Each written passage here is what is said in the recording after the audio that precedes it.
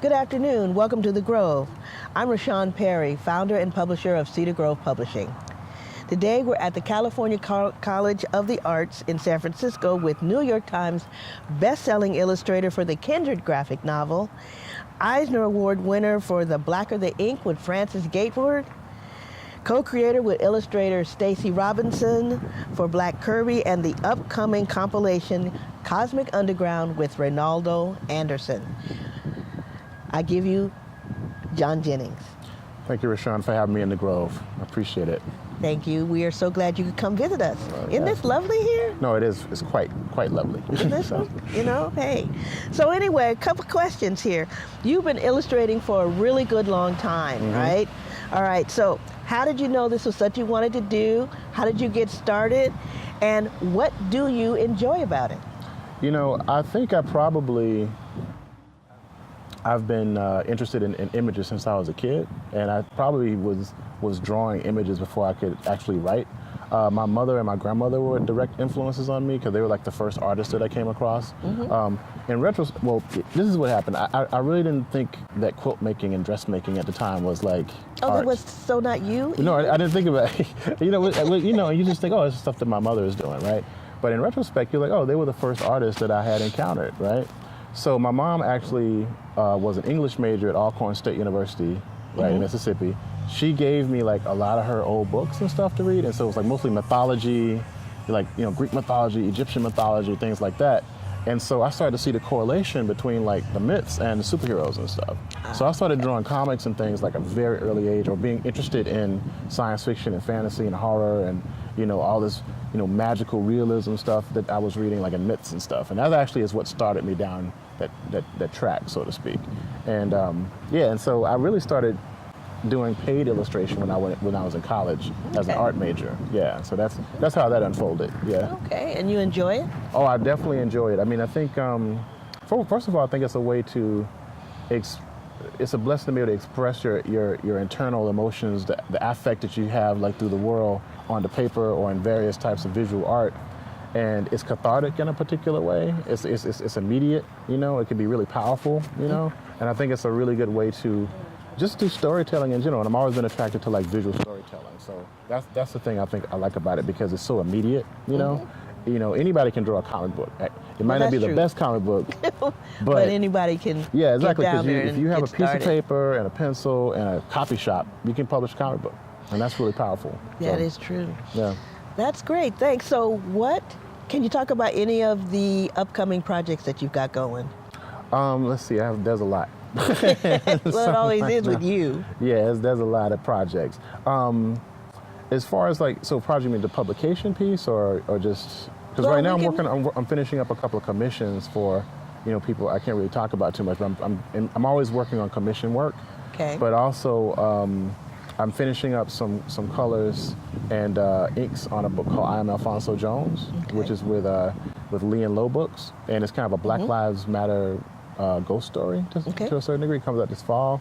Me and my friend Reynaldo Anderson, who you mentioned, we're also like tightening up Cosmic Underground for your press, which is basically a collection of artwork that's inspired by this show that we curated at the Schomburg. It's called Unveiling Visions, The Alchemy of the Black Imagination. This is kind of a spin-off collection of work from that. And then finally, there's this book that we got a really nice Kickstarter for called Black Comics Returns. That's going to be a collection of art that's 100 or so like Black illustrators of comics in a collection together. That's going to be through Lion Forge Magnetic Press collection. So those are some of the things I have in the kitty right now.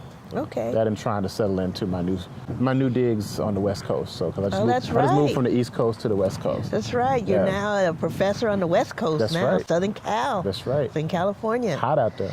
So, can you talk about some of the exhibitions and conferences that you've done? Oh yeah, definitely. And are doing and are coming.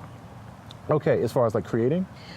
Creating and are being a part of. Okay, so the biggest convention, of course, right now is San Diego Comic-Con. Okay. So I'll be on 4 panels there at San Diego Comic-Con, 2 on diversity and access. Okay. And then also 2 panels about the books that we're doing through Abrams Comic Arts, and I have like 3 signings there. One of them actually, I'm supposed to be on this panel with Terry Crews, who's introducing like the actor Terry Crews, and he's doing like a new comic book series or something like that. So I got asked to be on this panel. I was like, okay, I love him, so that'd be kind of cool. As far as like conferences I've co-created, one of the biggest ones as far as like just the effect in the academy is Astro Blackness. And Astro Blackness is like this, almost like an Afrofuturist think tank that me and Dr. Adeli Funama at Loyola Marymount University created.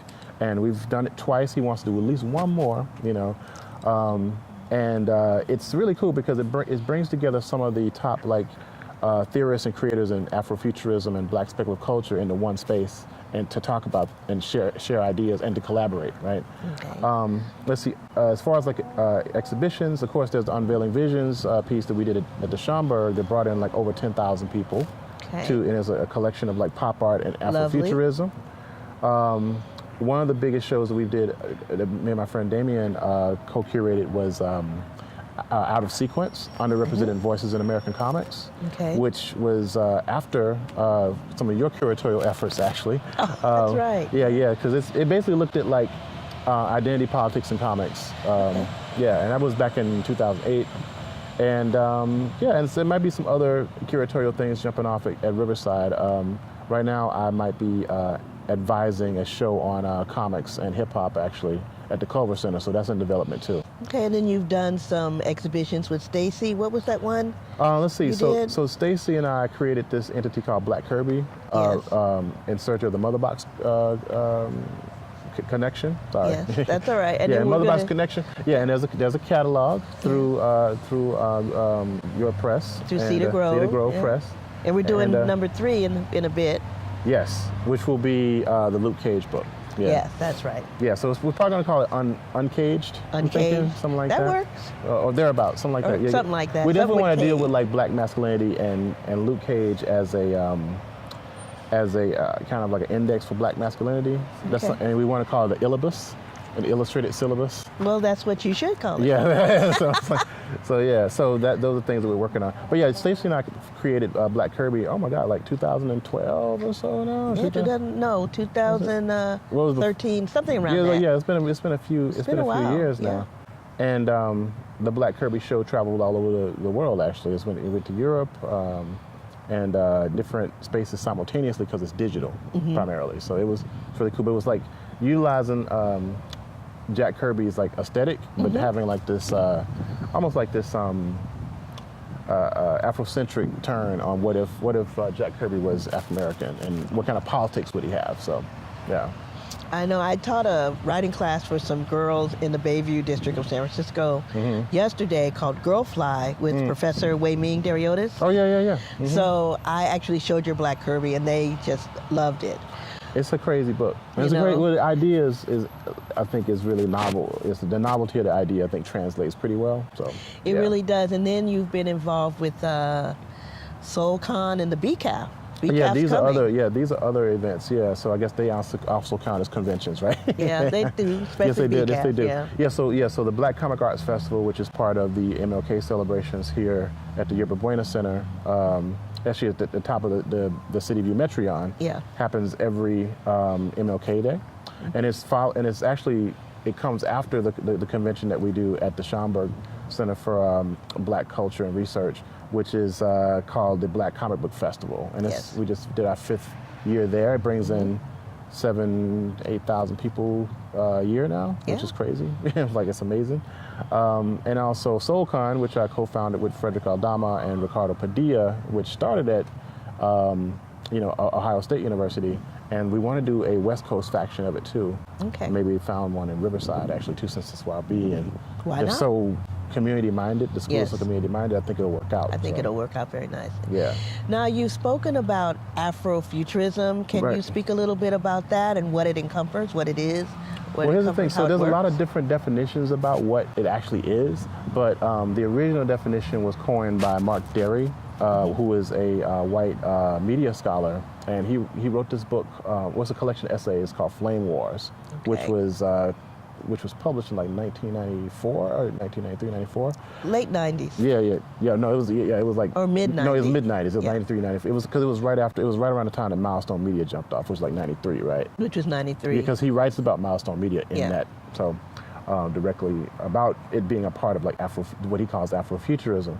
And so what he does, because this is the burgeoning of like, cyber culture in general, like cyberpunk and things of that nature, he basically says like, well, Black people are using, cyber technology in a particular way, not only in coding and such like that, but they're actually incorporating it into their musical constructions, like Earth, Wind, and Fire, or like certain types of jazz, and Sun Ra, people like that. Alice Coltrane, Lee Scratch Perry. That's being incorporated into like a mythical narrative through music. Yes. And he also looks at and also interviews certain people like Greg Tate. He talks to Trisha Rose about hip hop. He talks to Samuel Delaney about his work. So he starts to kind of pull together, different strands of cultural production that he calls Afrofuturism, which is dealing with like the Black body, technology, and also how like it's politicized, like how technology is politicized when it becomes like, through an Afrocentric point of view. And he talks a lot about comics. And one of the things that's really interesting is that when people talk about Afrofuturism, a lot of times they put science fiction over here and they put like Black comics over here. Yes. But when you look at the original like essay, he puts illustrations from Dennis Cowan and he shouts out McDuffie, during McDuffie, like really hard, and everybody who created like Milestone Media really hard in that collection, and also Kyle Baker. Yes. Is shouted out too because of Why I Hate Saturn. Yeah. And he kind of pulls all this together as like a cultural aesthetic that's talking about the future and Black successful Black politics in the future, through technology. So that's kind of a broad. So it's more like it's a cultural production space, that involves technology, science fiction, magical realism, and all these different things to talk about the now. Yeah, so. I know Black speculative fiction. Yeah, because I like that writing. idea. Yeah, I like Black speculative. The Black speculative as the overarching term, more so because you can actually bring in all these different aspects, because then you get into like genre conventions. Like for instance, does something like Get Out fit under Afrofuturism? I don't know. I mean, it has science fiction in it, but it also has a lot of Gothic horror in it as well. Exactly too. Yeah. So when you start looking at the genre conventions, you can't necessarily pigeonhole it into one exactly. space. Yeah, and so just because someone is in a story that has like magic in it that happens to be Black, does that mean it's Afrofuturism? Some people say yes. Some people say yes. But I'm thinking, well, if you're looking at science fiction and fantasy, those particular things do have genre conventions that kind of predate us thinking about Afrofuturism in this way. So I don't know. I mean, it's splitting hairs. It kind of is, but the book that we just did, Sycorax's Daughters, that to me is Black speculative fiction because it encompasses science fiction, horror. It's predominantly a horror anthology, actually. And it's historically. And it's historical because it's the first anthology of horror totally written by Black women. Totally written, edited, and published by Black women. Yeah. So, and then Linda Addison, not to, disregard Kenitra Brooks and Susanna Morris, but Linda Addison, who was one of the 3 editors, is the first African-American woman to win the Horror Writers of America's Bram Stoker Award. The Bram Stoker Award, and I think she's done it several times. Oh, yeah. More than, I think, 4? Yeah, at least 4 times? Yeah, at least 4 times, I think. Yeah. So, we have that. But the thing is, it's got that science fiction, fantasy, horror, steampunk, vampire. It's got the whole range, but it's from a Black woman's point of view, which I think is great. Yeah, no, which is why I published it. I think Black women's voices are really privileged in Afrofuturist or Black speculative culture anyway. It seems like it's that, not necessarily like it's a feminist space, but actually there's the woman's voice I think is predominant, which I think is very different than like westernized science fiction. Yes. Yeah, and also the way that we look at time. This is something Natasha Womack talks about in her book, that it's not linear time. It's cyclical. It goes in a circle, so it's like a cipher. So you're talking about the now, and and the past, and the present, and the future, like simultaneously to a certain degree. So in that regard, maybe all of it is Afrofuturism, but you know, I think what the hang up is like that chronological reference to the future. Yes. And then some people, of course, have issues with it being connected to Italian futurism, which Yeah. leads into, you know, other really Very difficult difficult spaces like Nazism and, you know, different other Pieces. really, really like, you know, totalitarian things. Yeah, that's the word I was looking for. So that's why people say, oh, is it futurist? I don't know. So yeah, but it's basically like a space where we can actually have conversations about, you know, our subjectivity as a people, you know, through the speculative. So That's good. I've already asked you about upcoming projects. You've told us about that. So basically, that's it. oh wow, Thank you, John, for coming out and hanging out with us in this gorgeous space. I know it's so beautiful today. Thank you for And having the me. day was great. You know, hey, we're blessed. Lots of sun. Well, I'd like to thank Cedar Grove for existing and for like supporting our work. You know, Well, thank thank you you. so much. Yes, you know, it's really wonderful. So I really appreciate that. So, You're very welcome. All right. All right. Well, that's me and John Jennings, and we're signing off for this episode of In the Grove.